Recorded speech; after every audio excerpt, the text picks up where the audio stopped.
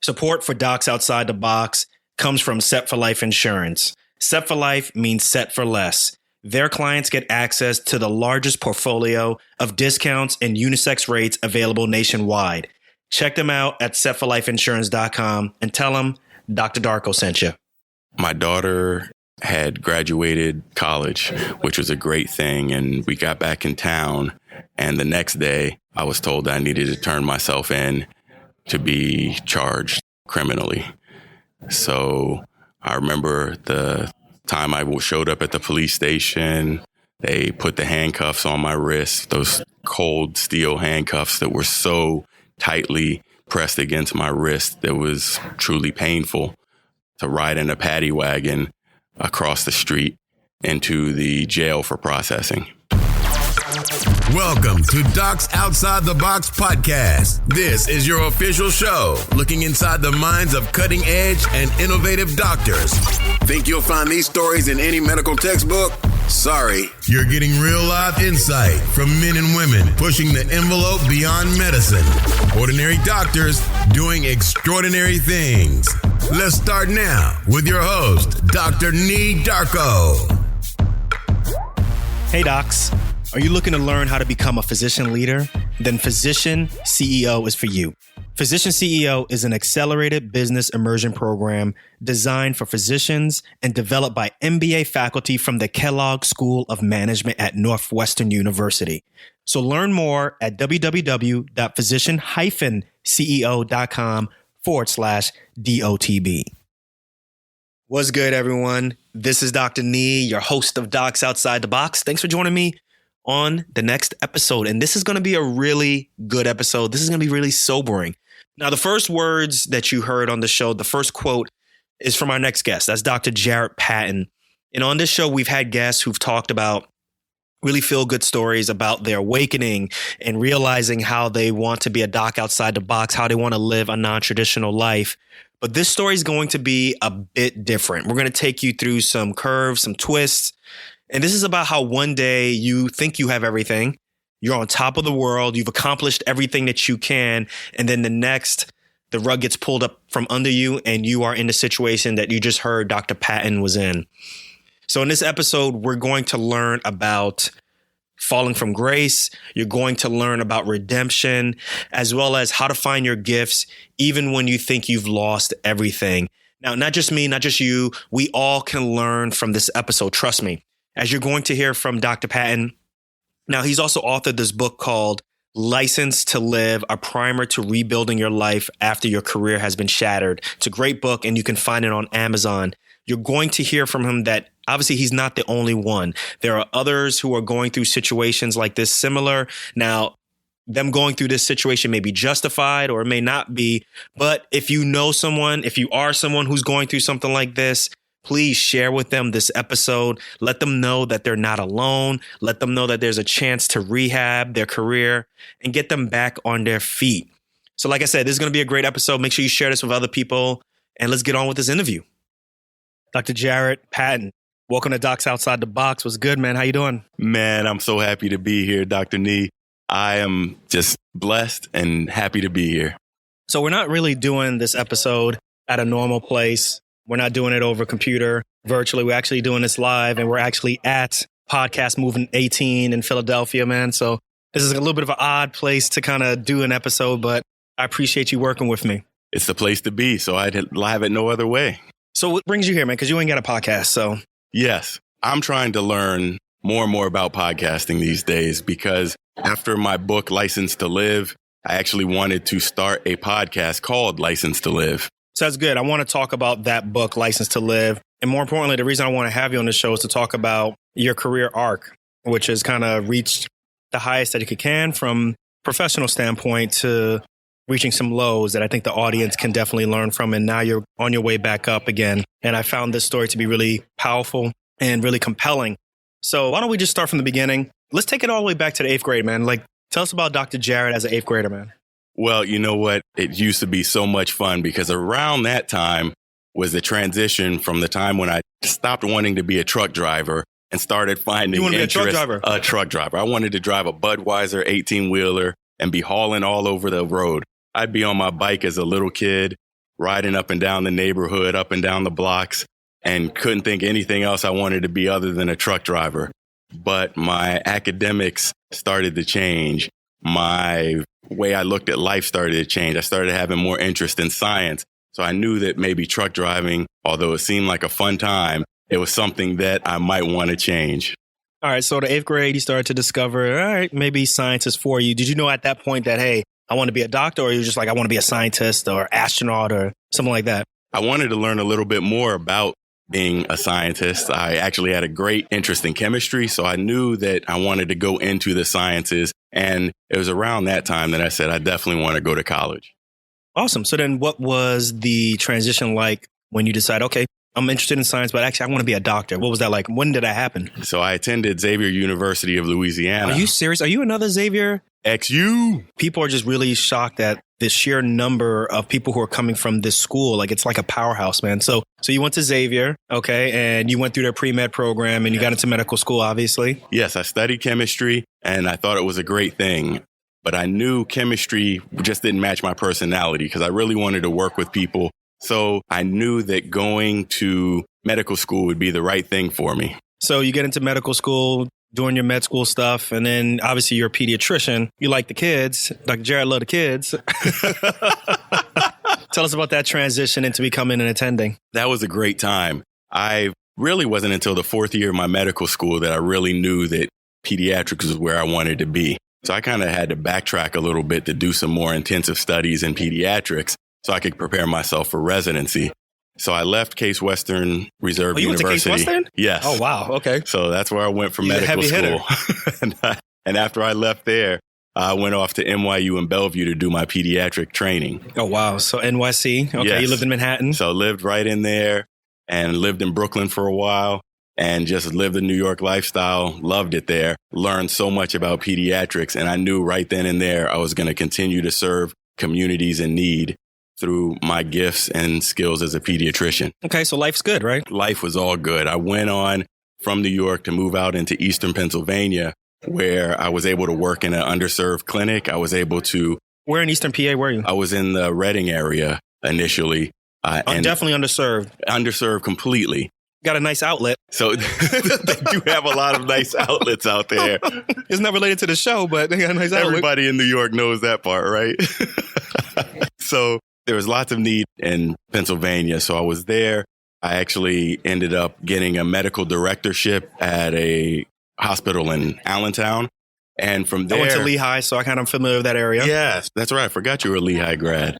So I actually took some time to continue to build a pediatric practice, but also showcase my leadership skills, which took me from a general staff pediatrician to division chief of general pediatrics to the medical director of the health equity initiative in the hospital. And it took me on to become the medical staff president, where I was overseeing over 1,400 doctors in an 8-hospital system. Wow. So what was that transition like, going from being like a staff pediatrician to actually like working with the man? What was that like? Like, you are the man now, right? Like, you are the person who is now, you go from being a scrub to being a suit, right? You know that connotation, right? That's right. And I'm being as lighthearted as possible, but what was that transition like? I loved every second of it because I was still able to engage with my patients and families. Oh, so you still did on a clinical basis. work. So I wasn't a complete suit. So there were some days I'd still get those scrubs on or have my regular casual attire on. So I was able to take care of families. And that's why I continued to love what I did. I was able to help influence policy change that helped benefit the masses, as well as to continue to be there for my patients that were right there in the Lehigh Valley. So as you know, this is Docs Outside the Box. We keep it real on this show. So, I mean, everything can't be roses and going great. So what year into your career, because this is obviously you're at the zenith of your career, right? You're literally having the career arc. What year in your career is this for you? I was about at 14, 15 years in my career at this point where I had made it. I thought I was doing all the right things and I completely was in love with my career. Well, something major happened and it kind of just knocked you off your arc, so to speak. And do you mind talking about that, letting us know? Because this is big. Yes, it certainly is big. And it's something I'd love to talk about. And I appreciate being on the show so I can talk about it. I had a standing meeting with some of the hospital attorneys, as I did many of the time. So being a member of the board of trustees of a hospital system, being a senior physician executive, you met with these people periodically. So we sat down in this room, and the lawyer had some look of angst in his face and said, well, Jarret, I hate to tell you this, but you're under investigation. I looked with a confused look. Wait, so this is a meeting. This is a normal meeting that you normally have to talk about just things. Obviously, you didn't think you were going to be the subject of a meeting. That's correct. I didn't think I was going to be the focus of this meeting. So he said, Jarret, I hate to tell you, you're under investigation. As he told me, as I'm confused, why would I be under investigation? He looked at me and said, look, do you know this woman? Show me a Facebook post. He showed me a couple of other pictures. I said, I don't know who she is. And he said, well, she says that you saw her and her infant son about 3 weeks ago. I said, okay, that's possible. I'm sure you guys know. And she said that you were being inappropriate with her in the exam room. And my world stopped. I was sitting in a glass enclosed walled room where I felt like I was in a vacuum. I was being taken away from everything I knew. And he went on to tell me some other things that I barely could hear. It was like someone described, you know how like patients describe when they get the C word, when they find out they get cancer, like you really not listening. You just kind of hear their voice and it's just almost like you're having an out of body experience. Is that something similar? That's exactly what it felt like. It felt like my body was just being removed completely from where I was. And from that point, it led to me being suspended from my job and taking a leave. Wait, hold on. Let's go back though. Like, what about due process and all this stuff? Well, as what is often the case with physicians, the systems are set up so that you're guilty until you can prove yourself innocent. So in my case, and many other physicians' cases, you actually start losing things before you even get to make a statement to defend yourself. So according to their, I guess, the way in which they process things, like you had to be suspended first? Yeah. So the final straw was that the woman said that she was going to the police with this complaint. So it became a police complaint and an investigation. So the hospital ended up being hands off. Wow. So the hospital no longer became an advocate. Basically, this became a criminal case. You had to get a criminal lawyer, like a defense lawyer. That's correct. I had to get a criminal defense lawyer to go throughout this process. So I go from being on top, perhaps giving out discipline, perhaps changing policy, to being the one fallen victim to these same policies. How long did this meeting last?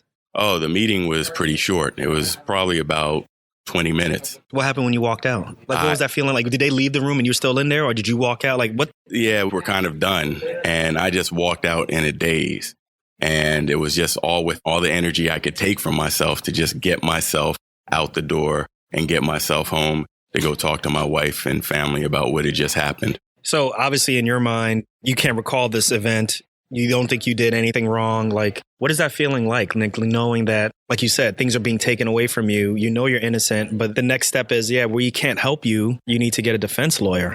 Yes. So ultimately, when I met with a couple of senior executives, they said, this is what we have to do. You have to go on leave and get yourself a lawyer. That's when I felt like I was by myself. I was on my own. I didn't have the public support of many people because they were just going to let the police investigate the matter and go from there. And that is a extremely lonely feeling. Lots of people who have to go through this type of thing feel like they're all alone and they're the only person this has ever happened to. What was that drive home like? Because I'm sure you're like, what am I going to tell my wife? Yeah, it was just a very long drive. I was thinking, I don't know how to contact a lawyer or a lawyer to find, or even what the discussion is going to be when I get home. And I had to tell my wife, who was extremely supportive. And if anything, this even strengthened our relationship in the end. However, it was an extremely difficult time. By the time I was arrested and processed. Wait, you were arrested? Yes. I had never had the chance to make a statement to the police department, but they listened to the woman and felt she was credible enough. This is what, the next day or something like that? No, this is months later. What? Yes, months later, they decided to press charges of indecent assault on me. So at this point in between, you got a lawyer, I'm assuming. Yes, got a lawyer and just waited and waited and waited and waited. Did your lawyer say you had a case or something like that? Or? No, there was never any doubt that this was a ridiculous allegation. So we were just waiting for the police to complete their investigation that we thought would probably just end in, no, there's nothing to this. will let it go and you go back to your job, you go back to your life, and you go on with yourself. So still during this time, we're talking months later, you're still on leave. Yes. Not getting a paycheck. That's correct. Not even paid administrative leave. Not until those charges came. Yeah, it was tough. So they came to your house or? My daughter had graduated college, which was a great thing. And we got back in town. And the next day, I was told that I needed to turn myself in to be charged criminally. So I remember the time I showed up at the police station. They put the handcuffs on my wrist, those cold steel handcuffs that were so tightly pressed against my wrist. It was truly painful to ride in a Paddy Wagon across the street into the jail for processing. Now, what about the physician community? Did physician friends come to help? Did you have to reach out to other doctors? How did that work? Yes, I had lots of supportive friends and colleagues that couldn't believe this happened. And it really showed their mind that this type of thing could happen to anyone. So I did have lots of supporters, people that would reach out and check on my well-being, making sure we were okay, making sure things were going well, all in all. But it was still an incredibly difficult time where you feel dejected, where you feel at a loss, where you feel like you can't even take care of your family because you're not even employable. And now, a word from our sponsor. Understanding how to run a business in medicine will put you at a unique advantage in the future. Whether it's leading a hospital, practice, or starting a new venture, the Physician CEO program will put you in focus from day one. Physician CEO is an accelerated business immersion program developed by MBA faculty from the Kellogg School of Management at Northwestern University. The Physician CEO program provides an intensive MBA-style education made up of modules, with each module covering topics from leadership to entrepreneurial ventures. Because of their individualized structure, each participant leaves the program with their 1, 3, and even 5-year business plan, all designed to function in the real world. If you're a physician who is looking to start your own venture, lead your practice or department, or even start planning for succession out of medicine, then you can't afford to miss this opportunity. Class is filling up. Learn more at www.physician-ceo.com/DOTB. Because I know, as a locums doc, I go to different states. I have to get a different license. I go to different hospitals. I have to do applications. On there, it says, have you ever been convicted or have you ever been charged for anything criminal or anything felonious or, whatever it is, right? So you lost your license. Once this happened, did you ever reach back out to this hospital and say, help or anything like that? Or was it just kind of like you're on your own? That's it? Yeah, I was pretty much left on my own. And so it was my own battle to fight. I had to prove myself innocent. The State Board of Medicine did their investigation. And before I even got to the criminal trial, they returned my licenses unrestricted. So before the criminal case is still coming on, the Pennsylvania State Board of Medical Licenses did a full investigation and they cleared you. Yes, and handed me back my unrestricted license. So I just had to wait some more months until I could get my day in court. Financially, man, how'd you make it, man? That's a lot of people's thoughts probably right now. Yes. 16 months without a paycheck? Oh, it was extremely difficult. What are we talking about, going into 401k and stuff? Yes. Let me know if I'm getting too much in your pockets, So things that started becoming something that you would strive for and you would save for. You would actually say, well, retirement is not a necessity now because we have bills to pay. Luckily, we were savers and we had saved some money, but that would only last so long. It wouldn't last for a year and a half. We actually did dip into some retirement savings. We got financial assistance from friends and families, and there were some things that got us along the way. And it was around that time, as you mentioned, the documentation that it takes when you have to answer yes to any of those licensing questions, my true purpose started to evolve. And I knew that I had to be here to help other physicians and professionals who actually go through these things. And many of them don't recover. So this is probably towards the end, you're starting to feel this though, right? Yes. Your passion is coming through. You're like, yo, this is what I'm supposed to do. But let's take a step back even before that. I'm sure you had to have some times where you had some self-doubt, even some embarrassment. Yes. I'm sure you telling people what's going on. They're looking at you like you're already convicted in their eyes and stuff. What was that like? Yeah. So being in the Philadelphia market, having your story broadcasted on all the major news networks, all the East Coast newspapers, it became one of those things. And knowing that you are walking around out on bail, you tend to feel like that you are a criminal because you're treated that way. and the system makes you feel like you are guilty, even though you're innocent. Okay, so months later, the criminal case finishes. Yes. And from what I hear, you were exonerated completely. Completely exonerated. Everybody, including the jury of my peers, was able to see what was really going on, and all the charges were gone. Okay, so this is not even like a not guilt. This is like exonerated. Yeah, so it came to that complete verdict. They judged, and they said, all right, go ahead. So I went on with my life to try to repair the damage, but I was emotionally scarred from this and knew that I may not go back into pediatrics the way I tried. Let's talk about this emotional scarring. Like, what is the scarring? Talk to me about that. Yeah, it was really tough because I said, if anybody can just walk and say anything and it causes this much angst, especially if you're a high profile or you're a public figure, then maybe it's not what I'm supposed to be doing. Maybe this is a sign from up above telling me that I need to be on a different path, doing different things that'll help people in a completely different way. So how did you get your positivity back? How did you decide that you wanted to kind of get back on the track, and come back and run your race? Let's talk about that. It was time. Through a lot of faith, a lot of prayer, a lot of love and support from my wife, my family, my friends, we were able to make it through, realizing that no man can stop you from what you're doing.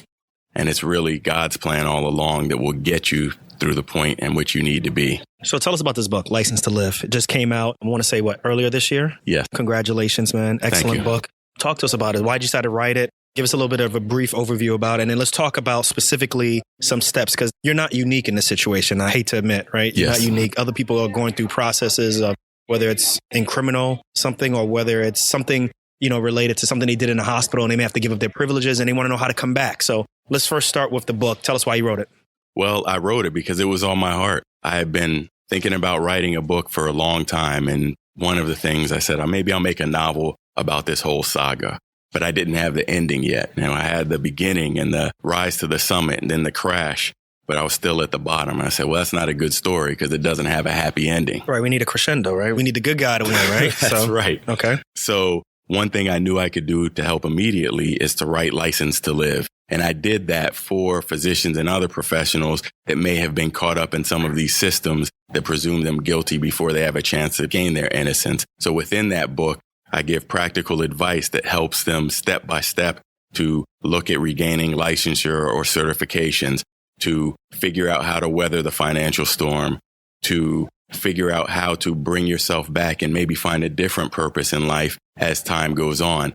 So I try to wrap this up as a primer to professionals once you have that big setback in your career, how to set yourself up to have that greatest comeback. Throughout this process, though, I'm sure you learned about other physicians who are going through something similar. Did you get a chance to really understand the gravity of this whole issue? How many people go through issues where they have to lose their license, whether it's they're completely innocent or actually deserved and so forth? Do you know how many people go through this process at all? Well, I do know that people have been contacting me from all across the country since I've written this book. And there's not a stage I step on to speak. There's not a conference I attend that someone will come up to me and say, something similar to this happened to me, and I just didn't know how to handle it. So that validated my reason for the book and my mission for what I continue to do now. And that's really to help everyone remember that they do have a license to live. I love it. No pun intended, right? Look at you trying to throw that in there. So, my man, let's talk to someone who is listening to this show, maybe in a similar situation, criminal or whatever.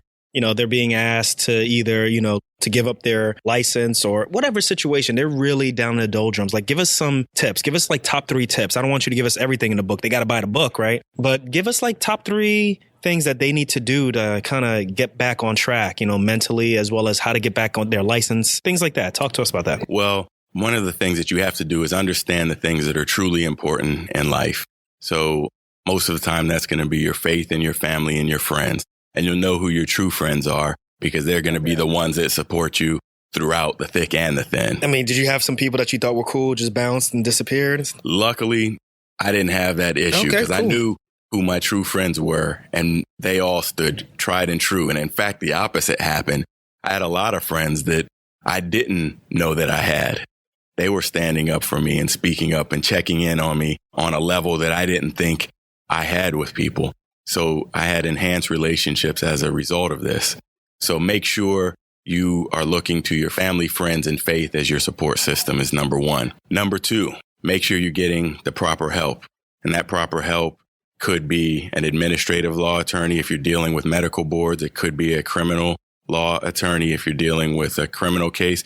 It could be a coach or someone that's been there before that can help guide you through some of the pitfalls that could be headed your way. All right, let me ask you a question then. Because sometimes in these situations, doesn't the hospital provide like their own lawyers, their own help in these type of situations, or no? Sometimes they do. It really depends on their policy. So should you trust them if they give you their own lawyers? Someone always has to remember the hospital has their own interests at heart. And so at the end of the day, physicians can be a expendable widget in a cogwheel system. In fact, they may not even be able to have any power or say in the situation. So you really should get your own representation and someone that will benefit your own interests. Well, the reason why I wanted to bring that up is because there are a lot of people who are listening. If you go through like a medical malpractice claim, or if you're going through something similar to your situation where if the hospital does provide, you think that this person may be working on your behalf and saying, well, it's going to be kind of expensive to get my own legal counsel. So you're saying that you should bump all that, get your own legal counsel. You are going to need someone that's going to have your best interests at heart, simply because the hospital representation is really going to have the hospital's best interest at heart, which may lead to settlements, what may lead to other unintended consequences, just because it's better for the hospital for something to, let's say, go away.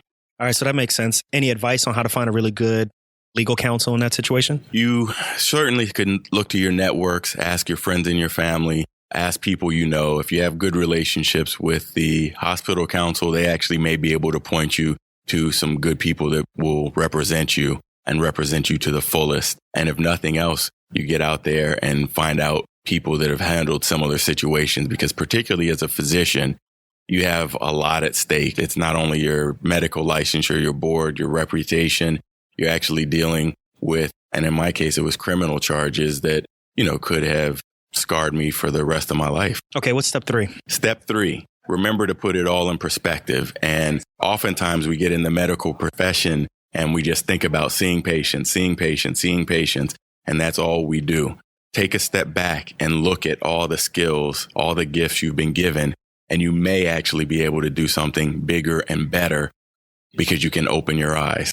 And that's exactly what happened to me. I love it. Where are you at right now in your life? Because, you're completely exonerated. What does that mean? For example, if you decide to apply for a California license and those questions that we all know come up, do you have to check yes or no? Oh, absolutely. But you were completely cleared, though. I was cleared, but my license was temporarily suspended. My DEA certification was voluntarily relinquished. I was placed under criminal charges, although I was found not guilty. So all of those can be yes questions. They're to open-ended questions. A number of those things. So you end up having to check yes to a number of those boxes and be okay with telling your story. It's going to be an essay and you're going to have to sort through it all, but it's okay. Are you back on staff anywhere? Are you practicing right now? Yes, I do some practicing. I've started a small concierge practice. I've also done telehealth, but that's not my main focus now. My main focus is really to helping physicians and professionals who have been caught up in these systems and have been kicked around, disengaged, dissatisfied, or disenfranchised from healthcare. And I help them restart and refresh their career. Love it, man. I thought you were going to throw in another D after that, man. I was like, you got it all. Okay. All right. So what's it been like practicing as a concierge physician, or even just helping other professionals, other docs who are going through these type of situations? What's it like working with other docs? Yes. Have you seen worse cases than yours? Oh, yes. I have heard a number of stories that have just been incredible. And as a result, I knew I was in the right space. I knew I was able to help some of these professionals, which have been pharmacists, nurses, and other physicians I got you. that have been caught up in these systems and really didn't know where to go. They needed some advice. They needed some coaching and some help to figure out how to restart and refresh their career in a way that fits their personality and their talents and their gifts. This is really good. The reason why I wanted you on this show is for this exact reason. Like, there are people going through this situation and not sure exactly how to recover. or didn't even know that there's someone who's out there right now, that being you, who can help them get through this type of situation. So that's why I wanted to get you on the show, because you literally are a doc outside the box, man. Like, you've been through it, you know what I'm saying? So that's what's up, man. So look, we're getting towards the end of the interview. Let's do some quick, fast fire questions. You game? Let's do it. What's the number one thing you want people to get from this podcast? Well, I want them to know that no matter what you're going through in your career, there is another way. You have to listen to the signs. You have to open your eyes and understand that there's another plan out there. Love it. So how do you stay productive, man? Because you got a lot of things going on. You got a book. You just had another book came out. Tell us the name of that book. That book is called Whose Badass Kids Are Those? It's a parent's guide to behavior at every age. All right, man. So like, you're practicing, you got 2 books, probably working on another book. I know you've been in the media. You've been in media how many times now? Oh, it's been over 100 in the past year. Wow. I speak on stages. The list goes on. And so I'm continuing to coach physicians and other professionals. And I realize that this is a way I can serve and do something that's impactful and raise awareness to something that's happening to a number of people in this guilty until you prove yourself innocent set of circumstances we live in. So then how do you stay balanced? Like, give me a life hack or some piece of technology that you use to make sure that like you are staying on point. Yes, it's all about organization. And one thing I know as I was ascending the hospital career ladder, that I was taking away too much time from my family.